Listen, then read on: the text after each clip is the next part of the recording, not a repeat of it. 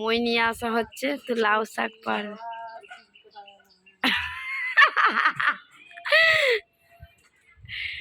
আর থালা বাসন তো ধোয়া গেছে, রাখা রয়েছে থালা বাসন। আর এই যে পায়খানা ঘরের ছাদে উঠছে, উঠে পুরো চালে উঠবে। আর চালেতে প্রচুর লাউ শাক ধরেছে, ভেঙে যেতেও পারে।